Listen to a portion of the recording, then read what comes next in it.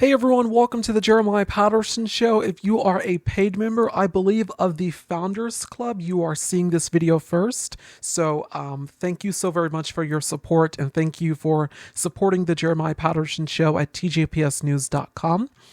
I'm officially back from my first investigative journalism trip from Baltimore, Maryland. Things did not exactly go as in planned, nor did the trip technically happen, but because I am an investigative journalist that travels now across the country, I documented it in my journal. And so this is the trip, the full unvarnished truth of my trip to Baltimore, Maryland. Enjoy. Hi everyone, it's me, Jeremiah. This is my first investigative journalism trip. I'm officially on the train headed to Baltimore, Maryland to do the hardcore investigative work. I'm super excited. This trip was inspired, of course, by Miss Ida B. Wells, legendary investigative journalist, civil rights activist, and I'm just so super blessed to be able to do this. Thanks to your support, thanks to your donations, and I'm ready to do this and to bring back home something that will prayerfully be watched by hundreds of thousands to millions of people, and just continuing to reporting without fear, favor, or corporate interference. The Baltimore debacle. My first investigative journalism trip did not go as intended, to say the least. Initially, me going to Baltimore was supposed to be a vacation to celebrate me and my new journey of independence. It became an investigative trip when Trump threatened to send in the National Guard, threatening to militarize yet another American city against a non-existent threat. In addition to that, Maryland's Governor Wes Moore announced that he'd be fighting fire with fire by countering racist Republican Trump-supported gerrymandering. The goal was supported across the nation. Democrats passing maps in favor of their party. Republicans can't keep rigging the system. Democrats must fight back. With all of that in mind, I was highly anticipating going to Baltimore, Maryland. It'd be the first trip as part of my new docuseries, Truth in Transit, my traveling investigative series inspired by Miss Ida B. Wells. She traveled the South in the 1800s by train, investigating the lynchings of Black people. Her quest for the unvarnished truth and fearlessness while doing so fascinated me. I already loved Amtrak, so taking the train would be exhilarating for me. The night before my 4-day trip to Baltimore, I packed my bags, laid out my ensemble, and anxiously went to bed at 2 a.m. When the Lord woke me up on the morning of September 25th, 2025, I took a shower, got dressed, and put my bags in the car. Mimi, my grandmother, was dropping me off to the train station after reluctantly eating breakfast because I'm not a morning person, and actually was thinking, I was like, okay, it's an 8-hour train ride. Should I eat breakfast? And I was like, I should eat breakfast. Then I started eating it and I was like, okay, I'll finish it because I bought it, but I'm really not a breakfast person. I go on to right here. After reluctantly eating breakfast because I'm not a morning person, I boarded my train and took a seat next to the window. While indulging in the experience, seated in coach class, I pulled 107 Days by MVP Kamala Harris out of my bag and began reading it as the audiobook played in my ears. Every once in a while, I'd pause reading to admire the view just outside my window. From the emerald marshes to the boundless sapphire sky, I was in awe before the masterpiece of God's earth. Attuning my soul to the timeless harmonies of Stevie Wonder, Lenny Williams, and Mariah Carey, while letting Coco Jones and Kenny G's music play, I was peaceful and jubilant. I also enjoyed some much-needed gospel music during that time. After hours of traveling, the train conductor announced over the intercom that when we got to D.C., we'd stop for a bit. Mere minutes later, I picked up my phone quickly to capture the Washington Monument, which I hadn't seen since 2015 when I'd been to D.C. last. From what I remember, we had gone twice and it was amazing. Doing White House tours during the Obama presidency felt so surreal. In one instance, I recall standing in line with my family, anxiously waiting to get into the White House when a motorcade of heavily armed Black vehicles drove off the grounds.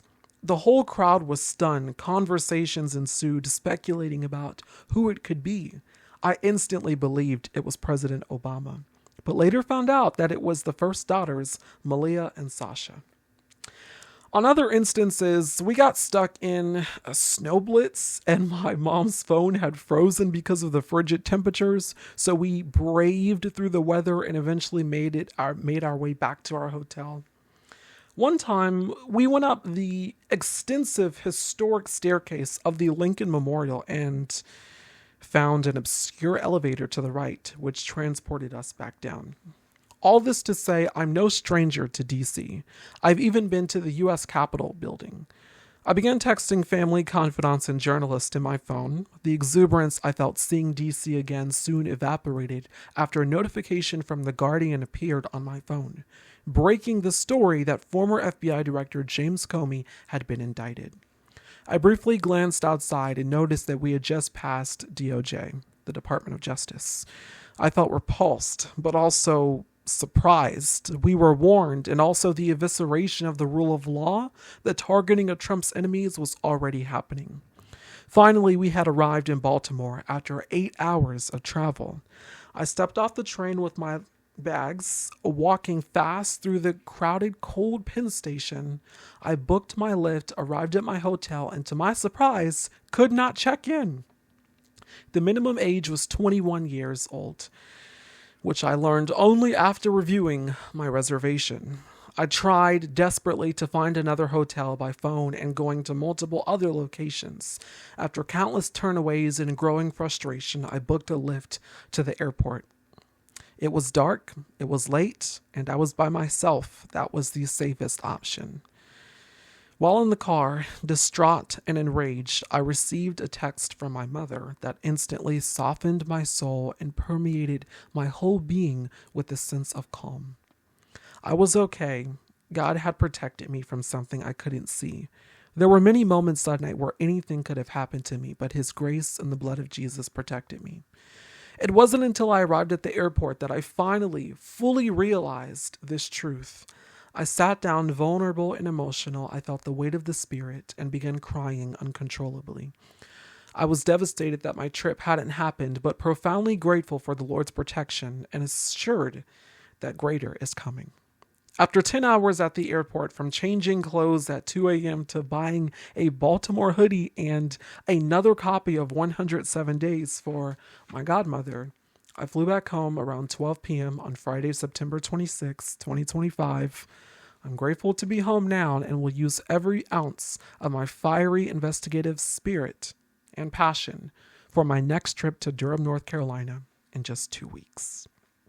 So that is how my trip to Baltimore, Maryland went, and documented in my investigative journalism journal, because that's what I have to do as a traveling investigative journalist. And I'm so grateful for the Truth in Transit docuseries and how this is starting. I posted a snippet sort of promoting it on TikTok. By now, as of recording this video, over 22,000 people have seen that. Lots of people followed as a result. I also reached more than 2,000 followers on subscribers on YouTube. 57,000 now followers on TikTok. As of recording this, 365 followers on Instagram. And I am a very humble person.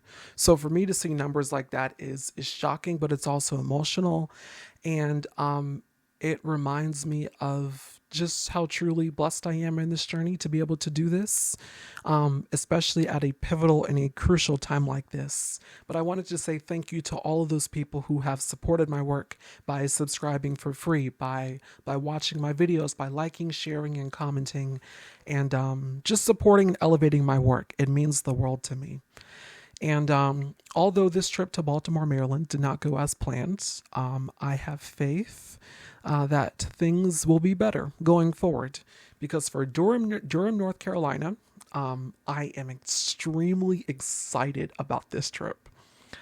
Because not only will I be seeing Vice President Kamala Harris for the second time on her 107 Days book tour to get footage of that and to do interviews there, but I also am going to be essentially having the first sort of traveling investigative docu launch from this channel, recorded by my production company, TJPS Productions, about Black Wall Street in Durham, North Carolina, sort of this obscure but also essential part of Black history that needs to be told. That's not relatively well known outside of Durham. And I'm going to be doing a documentary for that there. And I'm so excited to bring that home and the contents of that. So I am thrilled. I'm blessed. My heart is full. And this whole thing is going to be like full soon. Like, I have so many more investigative trips I want to take, and I'm excited to be traveling the country by Amtrak and also by plane. So thank you all so very much for your support. If you are a fan of the Jeremiah Patterson Show, or if you just really enjoy my videos, please consider subscribing by becoming a paid member to the Jeremiah Patterson Show. Of course, the 3 tiers are the newsroom for $7.99, and then you have the other section here, the press corps, for $75 a year. And then, of course, you have the Founders Club for $150 a year. In supporting the Jeremiah Patterson Show. Another way you can support my work, if you do not want to make a yearly or monthly contribution, but just a one-time contribution, is to our GoFundMe. And then, of course, you can also support the Jeremiah Patterson Show on Cash App, Venmo, and PayPal to make one-time donations.